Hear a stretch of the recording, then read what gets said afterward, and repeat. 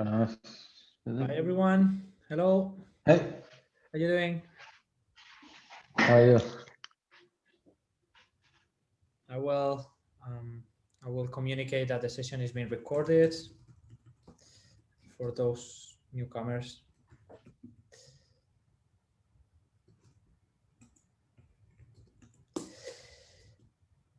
Hi Ruben, I think it's the first time we meet. Hi Alvaro, yeah, first time. Let me switch. Did you like the training you checked? Sorry Alvaro. Were you able to check the training I sent to you? No, not yet. It has been a crazy week and I didn't have time for it. I just saw that this was just a live event and I decided to check it out. What it was like. No problem. So let's see if Guille is able to connect the microphone. So we have now Abraham. I will put you like co-host as well. Okay, one. Anyway, you are free to discuss. I mean, it's just an open table, not just hello. Hello. A webinar. Hey. Hi, John. Hello. Hi guys, how are you doing? Great. Good. So I think we can start. Actually, I see more people than expected, so you can jump in at any time. For all of you that have not been mentioned as hosts of the events, feel free to discuss, or at least maybe raise the hand. I will be trying to facilitate the conversation, so just raise the hand, and then we can give you the turn to speak without problem, so we are not interrupting each other. But now it's time for you to start. So I will make a quick presentation of the topic. We were discussing about the importance and how difficult it is, the estimation and planning step in any software development process. Not only Agile, not only Scrum, but in general, this part of project planning is also relevant. Everything was related to the latest post that Rod Beppi published in Lidr, which was talking about these kind of topics, what you can use to better measure, what you need to take into account, etc. And then we had this conversation in Slack. We saw that it was pretty active, and I was hey. So just trying to come to a forum. So instead of writing, we can discuss in just half an hour some of the best ideas, the kind of metrics you usually use in your teams, what is working, what is not.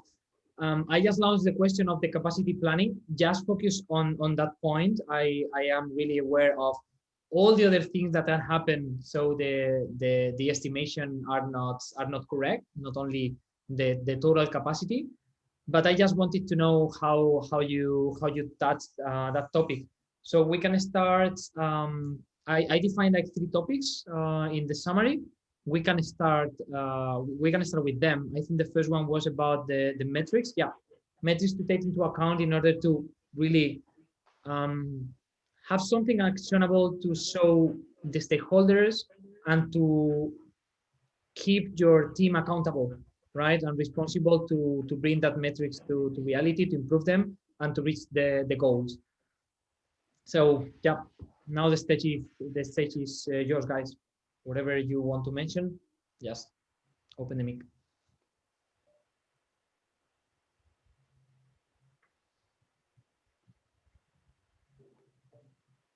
So who's that? Everyone's looking at each other now. It's like, who's going to go first? But I think that's a good introduction, right? It's like first about like what is the problem to discuss. So if it's capacity planning, so why would you do capacity planning from the first place? What's the thing that you want to achieve, and maybe start from there, right? Yeah.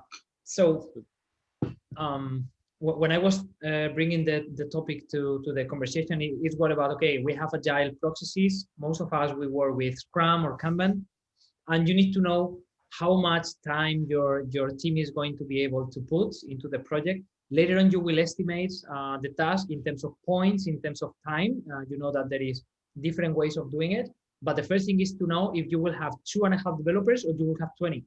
So that was why I was talking about that, because sometimes, especially at the beginning, I forgot some of the topics, like for example, big company meetings, and then you fail to deliver up to, I don't know, 10%, right? 1 out of 10 days in a 2 weeks sprint is 10%. So you have this day off for the whole team, and then it's like, okay, 10% far from the goal, on top of other things that at the beginning you are not estimating, like these kind of books that can happen at every time, or people going on holidays, or not thinking that one of the days will be a bank holiday.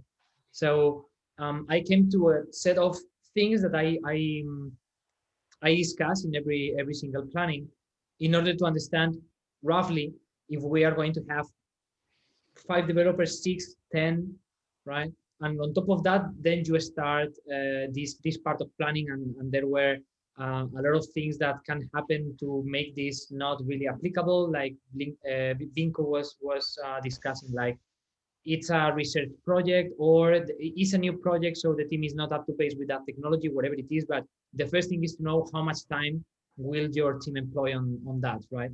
So yeah, that was the introduction. Yeah, and another thing that is, I think, helps a lot is the sooner you can discover an issue. So, for example, that you see that you don't have enough capacity, the easier it is to fix it. So, right into discover it a little bit too late in the process. So it can give you a little bit vision forward. So maybe if you have an important deadline in 3 or 4 months, then you can flag that early on and say that, okay, hey, look, we don't have the capacity that we need. We had this capacity and we had this velocity. Now we have this capacity and the velocity is roughly the same. So we will have a problem here. And then it can start to have a discussion around that. But yeah, anyways, like I can just share my personal experience with capacity planning is that you want to focus on the big things. you can there's a tendency, I mean, me included, especially during the time that I spent as project manager. I spent a lot of time during my career in project management, and speaking to project managers, and they focus on a lot of really interesting details that you can plan using critical path, or you can use this or that way of estimating, and you can do a lot of different things that are really, really interesting and really good. But actually, a lot of them missed just that. The most basic stuff in the world is like, hey, look, we're going to have summer soon, and there's a lot of people that's going to go on vacation. So before you get into the advanced stuff, just get the basics right. That would be my first advice. And then of course, there's a lot of interesting learnings that you can get from doing more in-depth analysis and statistics, etc., and so on. But if you don't know when people are going on holidays, then start with that. And then sickness, the same. You can make a rough estimate and just ask HR and say that how much time off do we have for sickness, and how much do you have scheduled for training and the big things, and then you get to the smaller stuff down the line, and once you've sorted that out, then you have a really like 80% ish picture of what's going to happen down the line, maybe. Yeah, and Abraham, you were mentioning another metric, because Jon, you have mentioned velocity and capacity. So you have that, but Abraham was mentioning like throughput and any other metrics that he's using as team coach. So I would like to know more, because it was kind of a different opinion. Was not just related to this capacity question I launched, but I think it could be quite interesting to know how you are estimating for your teams in order to deliver and being able to promise or communicate the stakeholders what you will deliver.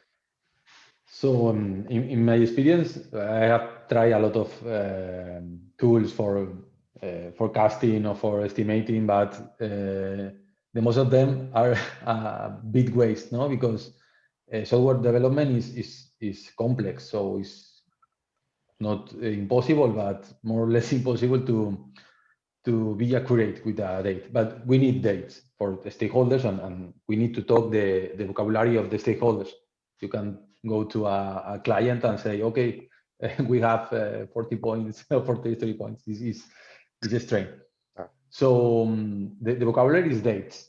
So in my experience, I have found 3 goals that you have when you want to estimate. You have 3 goals. One is planning. One is prognosticate the final or the end date for a project.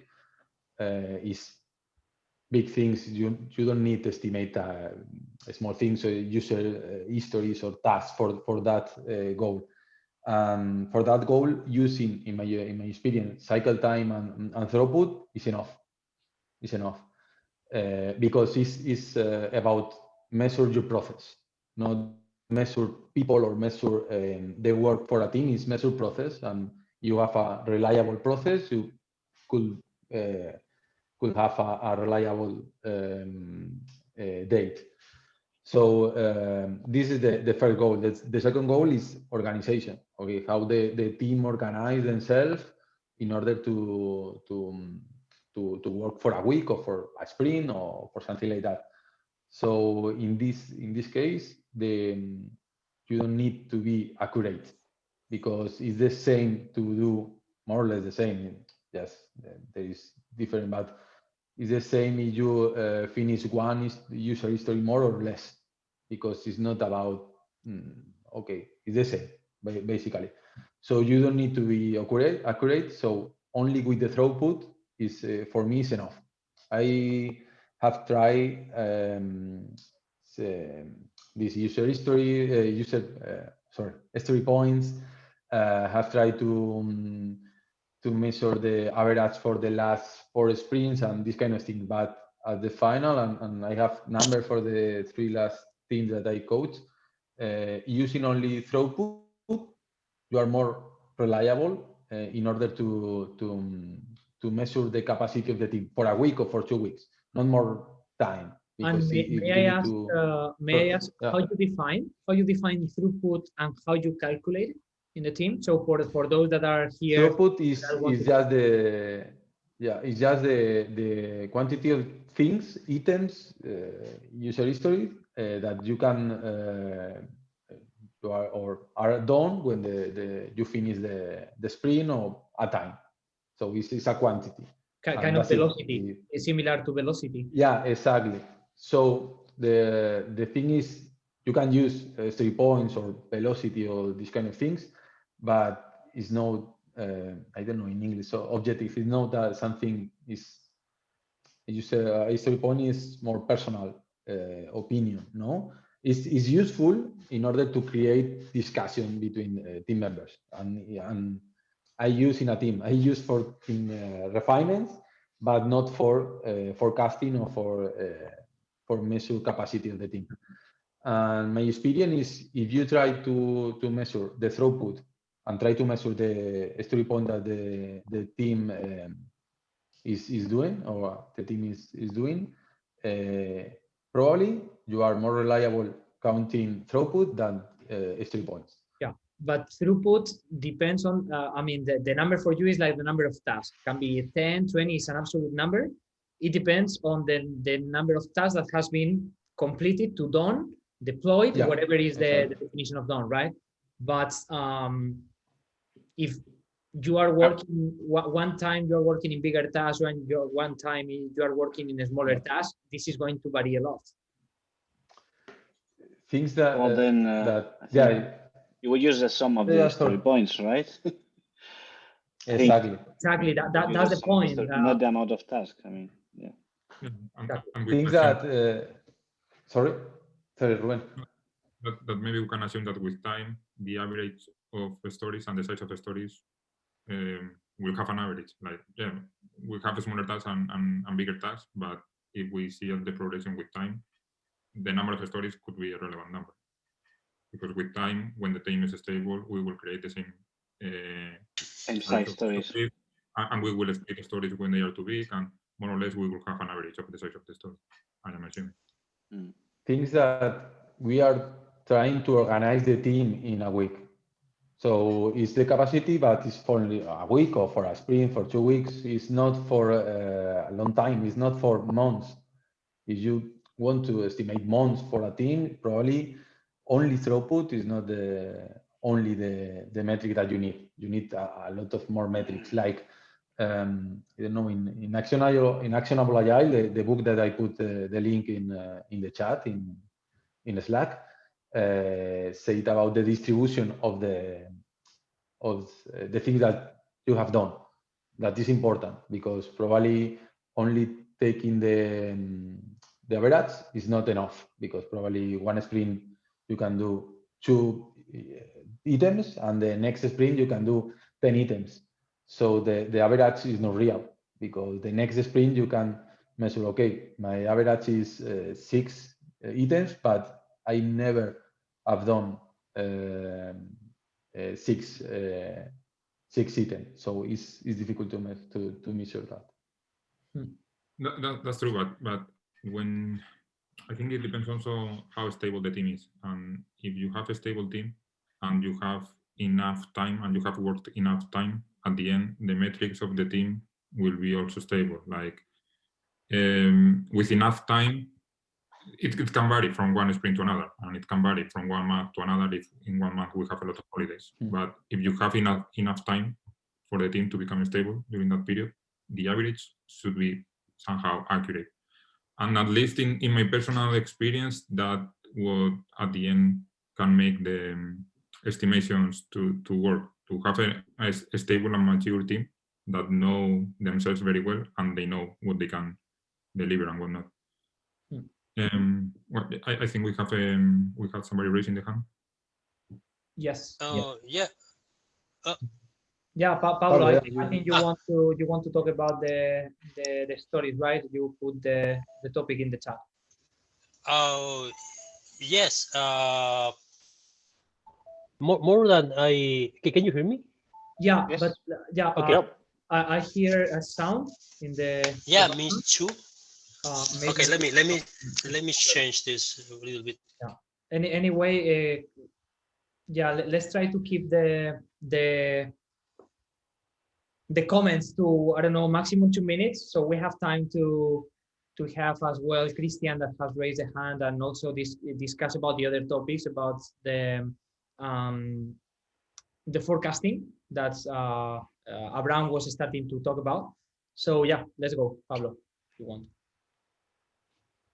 Okay, this is very quick. Just I have the impression every time I have this conversation about planning, every single time it ends up to be is like you cannot plan if you have good stories. I mean, it's actually you move to the requirements and saying that because you can have all the team can be in a good dynamic, but then you change your product order, and this is still dumping you ill-defined tasks, and then your planning can go hell because.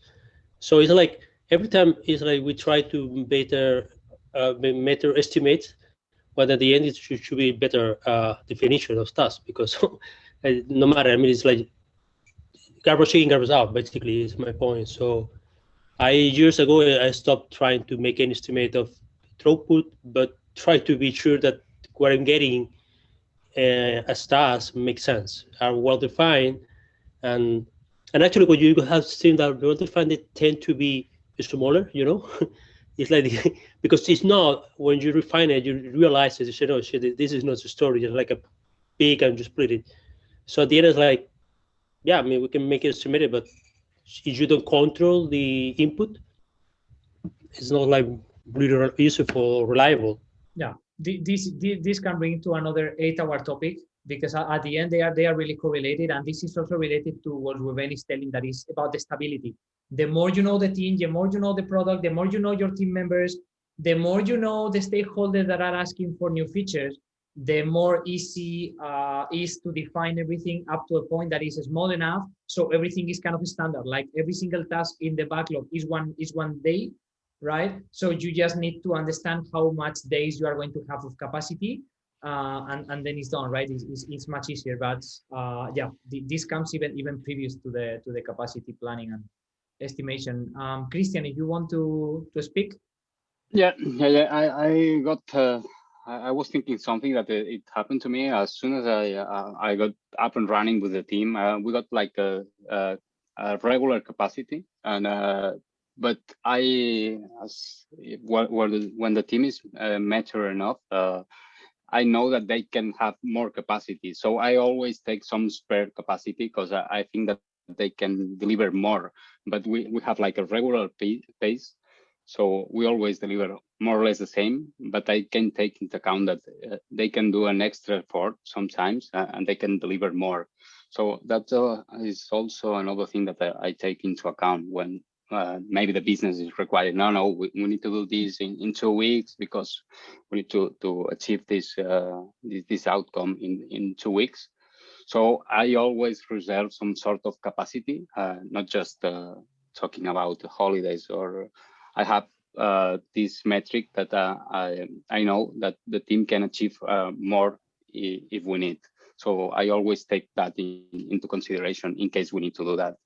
I don't know if you do that. I've done that in the last 3 companies where I worked for, and it was working so well. But of course, the team needs to be mature enough to and knew each other and in order to deliver that extra.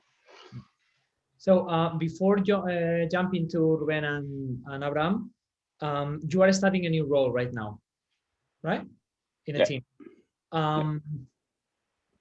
Can you answer in a minute, what are you going to do to understand how is the capacity and how is the throughput of your team at the very beginning, to understand how it is working and where they can improve or not, if this is going to be your responsibility?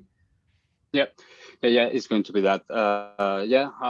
First of all, I want to look at the metrics of agile metrics, like velocity from the last sprints, for example. I will sit down with them and try to understand how they are performing, also how they understand between each other, and what tasks they like to do also, because it's important that they feel sometimes that people is doing things that they don't like and it's underperforming.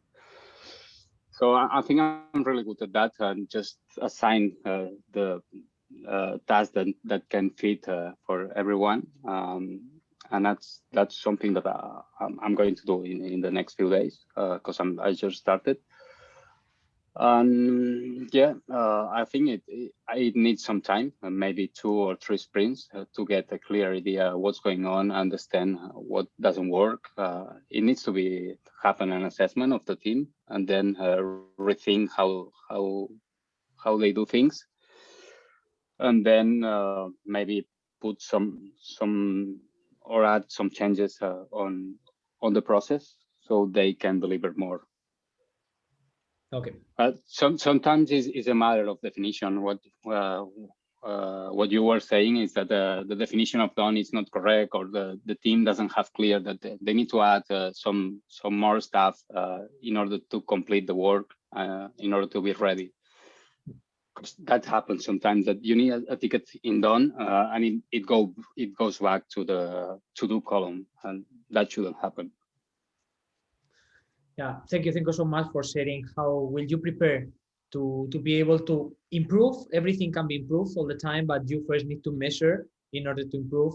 And reaching a new team where you don't know anything about their own practices, how they are treating, if they ever have velocity, have been measuring velocity over time, so you have that historic or not. It's relevant. So thank you for sharing your approach right now. You're welcome. I will be ready to know how it is working in different sprints, if you have what you were expecting or not. I have as well, Ruben, if you want to go, or I don't know if it was first. Anyway, let's go with that in a couple of minutes, Ruben. Sorry, I was mute. Yeah, no, it was sorry about coming back to what we were discussing about, that it is very important to have all the requirements defined and to know exactly what we need to do before estimating, and that's when estimations can be helpful. But I think that that's not always fair with business, because business also needs to know some high level estimations in order to give priority to define those requirements. Like we need to know how big are the things that we are considering, and before even giving priority to start working on those requirements and to defining the stories, we need to have some high level estimation to know where to put the focus. And that's in my personal experience, that's where we are struggling the most, because for formal estimations we have a lot of processes and there are tools, but for that high level estimation, even if it's only teaser size estimation, there are not so many tools. And what I find is that eventually it comes to the decision of one person that has the knowledge and just gives an estimate, and the teams are not normally involved in that process, because we don't want to interrupt teams that are focused on their sprints and so on. And in my case, that's where we're struggling at the moment. Oh, but that's the difficult one. I mean, when you are a software developer, or you even can jump to a tech lead role, you are into the process, and you can learn from your Scrum master if you have any, or from your daily operations. You can learn and you can understand how this process has to be done, right? And you can even learn about how you can improve it, which techniques you can have here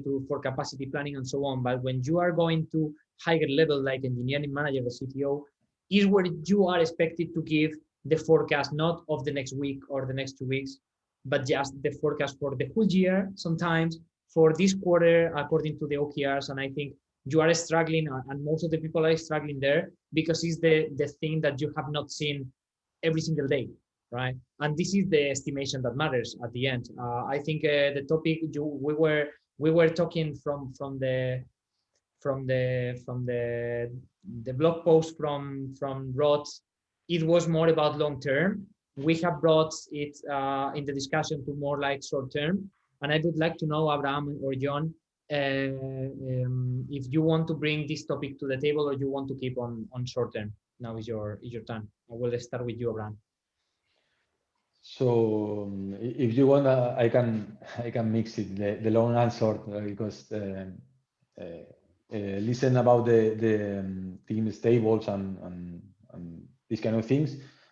I think that you can be more reliable than your system. So if your system is reliable, you can give a reliable date. So this works for short time, for short terms, and for long terms. And in about the long time, my experience that I am doing now is with all the data about cycle time and throughput, giving a forecasting, we need only to estimate in a, not in t-shirt, but only to split the product in features and in a high level user history. You don't need to go deep. So in a refinement, our refinement for a product, and to give 20 user histories with the forecast, you can give more or less a reliable date or a range, because the forecasting, remember, the forecasting is not a date, it's a range of dates and a percentage of confidence of about you have we have finished that product or project in that range of date. So you can level up the confidence. So you probably get a longer date, or you can take risk and go a date earlier in the time. So now I am doing that, and in the last 2 or 3 projects, we get the right date. So for me, it works, and yeah, no, I invite you to try it. The more you know about the past, the more predictable it will be. It will be the future. It's the same. The more stable is the team, it's much easier to make yeah, that. but things, if you have a system that is not stable or is not reliable, you can have the same, you can have a forecasting, but your range of data and your confidence will be less. So it's a good conversation with the stakeholder, because it's honest conversation. Because, okay, I have a 80% that you have the project in 2 months, or in 2 months or less. So it's an honest conversation. It's not just a date. It's something that you are honest with the stakeholder. No, I agree that on one side you need to set expectation with the stakeholder, especially if you are new to the team, to tell them, hey, yeah, I'm not very confident about these dates because it's my first time, or the team is still not stable, or whatever. But you need to have the conversation as well with your team to understand why you are start measuring them, right? Why you are start to collecting that data, and why it's important for you to finish the task when they are finishing, when they are changing the status. They need to change the status every single day, and you are really, really direct with that, because if this is not happening, you will not have the data, and then you will not convince the stakeholders when you ask for a longer or a wider range of dates, right? So, yeah. And looks like complex to take all the data, but sorry, but think that only getting where the date when you start a task or a user history and when you finish, that's it. You can get all throughput and cycle time. Yeah. Jon, do you want to add something? Sorry, on mute. Yeah, so a couple of things. I think one thing that was 5 minutes ago now, and 10. One thing that a tip that is really important, that I do that all the time, right? Because you know what you know what you're an expert on, and you can, you're really good at coaching your team and getting a really good velocity out of things that come in from the team that design the things, or the product manager, or whoever that is that's setting the requirement and defining what's good. And you focus very often on what you can do and what the team is doing and how you can improve in the team. We mentioned, and we touched upon that, but also think about the importance of getting to know whoever is upstream and downstream from you. So meaning upstream, meaning the one that sets the requirement and defines the product, that says that this is the thing that we need to build, and kind of set the definition of success. And the same downstream depends on the setup that you have. Maybe it's a quality assurance team that takes over what you've done. Maybe it's directly out to the customer, but whoever is on the receiving end, that's often the person that determines if you've done a good job or not. And the things that comes in to you, to your team and to your process, that will define how well of a job that you can do too. And I think you mentioned this, Pablo, as well, and earlier, like if you have crap in, you get often crap out, because it tends to be very hard. So whenever it comes to getting started at a new job, it's often very, very well invested time to just poke around a little bit in the organization and understand, okay, so who is my customer, and who am I delivering to, and who is measuring my success? Because maybe I'm doing things really fast and really, really good, but I'm doing the wrong things because there's someone upstream that is setting the wrong requirements, and I get the blame for it. And it's like, oh shit, you guys delivered something that is working really, really bad, but hey, you told us it was for 100 customers, now it's 100,000. And of course it doesn't scale because no one told us that was, the thing that we're going to deliver for. So don't forget that. But I know you won't. And then when it comes to capacity planning and speed and velocity and all of those things, the big thing to think about is the short term or is the long term, like the big picture, the small picture. Whenever you get into a situation when you need to think about a really, really broad, like a year-long capacity planning, or for a project, or for a velocity for a team in a year, that gets really, really, really tough, because things change. And So there's also an answer that is an alternative when you get the question, is also that, you know what, I don't know. I can give you a range, but I can't give you an answer, because not knowing is also an answer. So don't pull back from that, and don't get pressured into.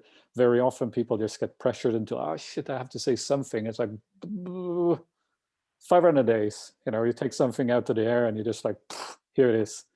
But it takes a real, you know, you have to have guts to just say that, hey, look, with the information that you give me, I can't say anything because it's just so broad.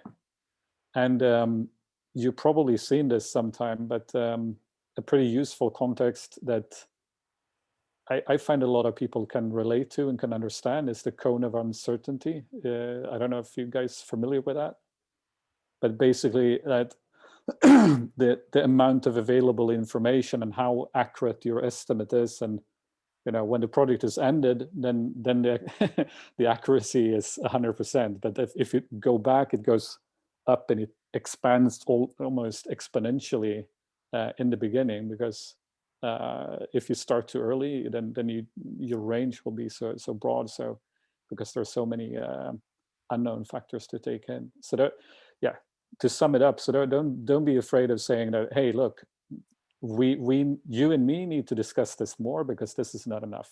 I need more information to be able to answer. Yeah, reducing the complexity, reducing the variables that can really play something.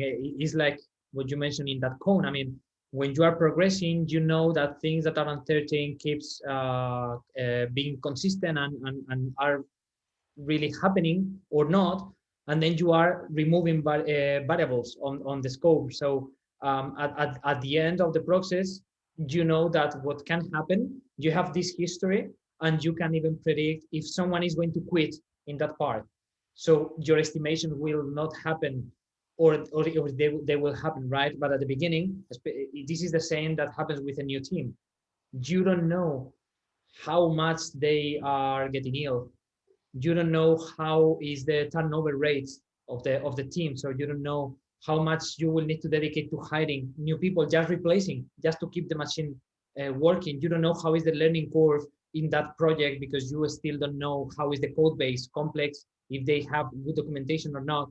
So when you arrive at a new team, I think as Christian mentioned, is like, hey, let me dig deeper and deeper, and you need to go for that. This is the real data that matters, right? The trends, the history of that trend. And that trend, for example, is the turnover, right? If you don't take this into account, you can find that, okay, the team is this capacity, we will be able to deliver, I don't know, this scope of work. And then you see that every single month someone is leaving. So it's you and your team interviewing people, so delaying, reducing the capacity for almost the whole project, right? So this is the information that matters when you need to take decision. I think these kind of trends, and Abraham also defined some of them that are really, really important. Like, yeah, it can be throughput, it can be story points, but the team needs to measure that.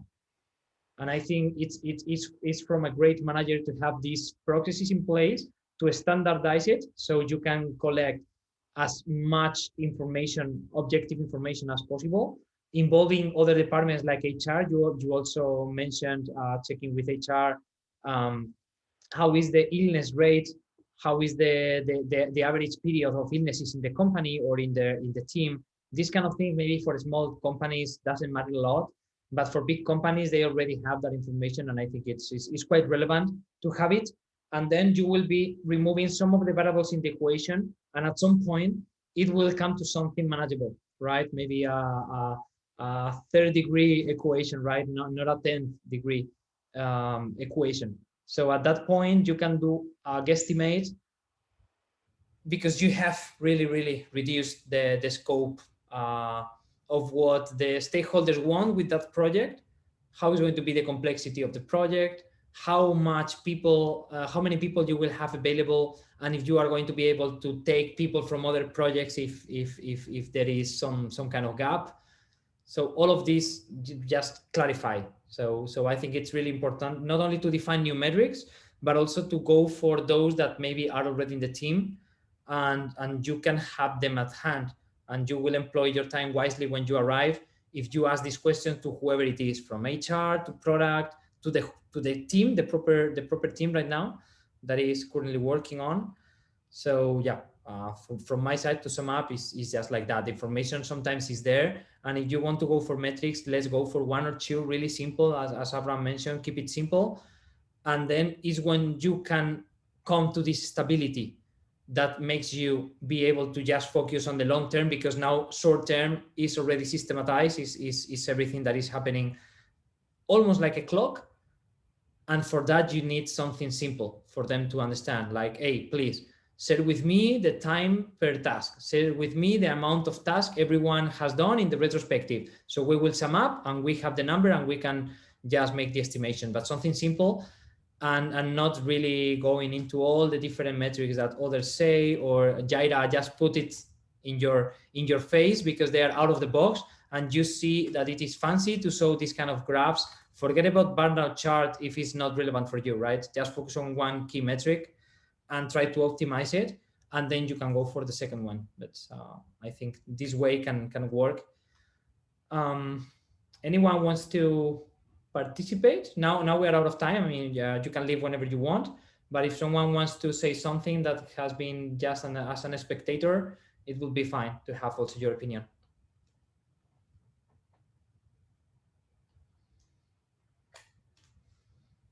No one else? No more raised hands? Then let's finish it here.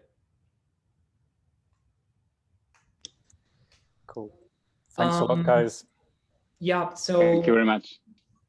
Do you like this kind of concept where we just launch a topic and relevant people or people interested in knowing more about the matter jumps in, even when it's like 1 day in advance, not a lot, but at least some hours in advance to join? Better than just random conversations as we were doing in the virtual Hangouts until now. Maybe about a topic. Okay. Would you like to propose one topic for the next one? Someone that has a problem or knows that will have a problem soon about a certain topic wants to propose something so the other can help here? Tech debt. What? Tech debt. I would put a tech debt. I mean, how do you measure that? Because it's like one of those topics everybody talks about, tech debt, and honestly, it's kind of what are we talking about when we talk about tech debt? There is from everything is tech debt to, I'm not a very fan of this. It's just because I just have a meeting last week and somebody just dropped this famous phrase, every line of code that you write is already tech debt, and saying no. That's not a useful definition at all. You can do nothing with that. It's a crap definition, but you cannot manage that. I mean, but which problem do you want to solve? I mean, tech debt is so wide topic. I would like to have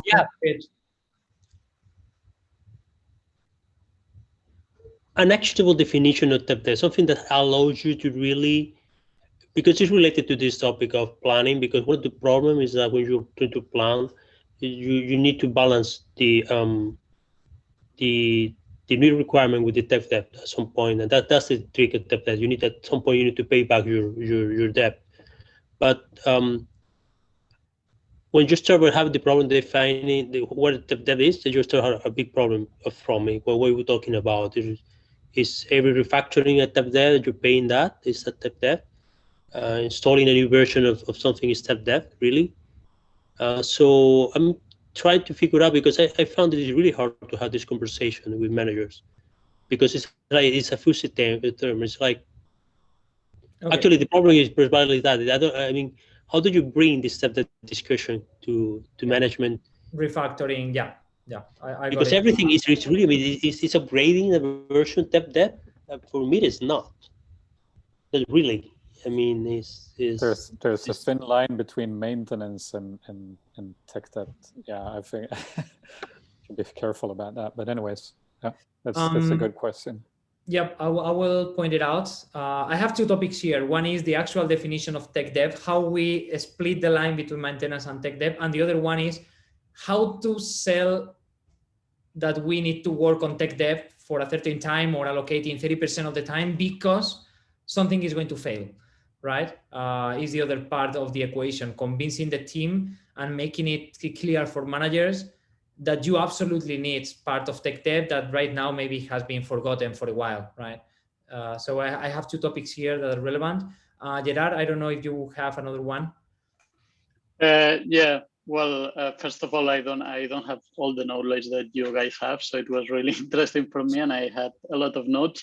But yeah, one of the topics because just to put a bit of context, I just started a startup with some friends, and it's my first time being the CTO or the only dev, basically.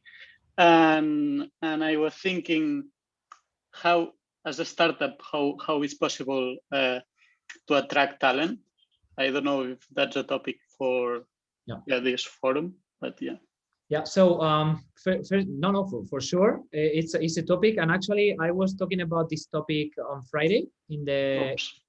Sorry. No. I published, right. It was one meeting in Spanish.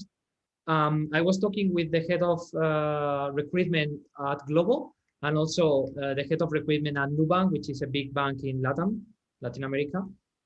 We were discussing about that. So as soon as I get the recording, I will share it to you because it's really, really, really relevant. There were a lot of actionable topics that you can practice in order to attract talent when you don't have the money, when you are playing with the big sharks in the ecosystem, but you still can retain and attract that talent in the first place.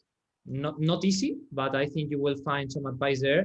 But it's a topic that for me, I think it's important to discuss about tech, because that was a forum for more like recruiters and HR managers and so on.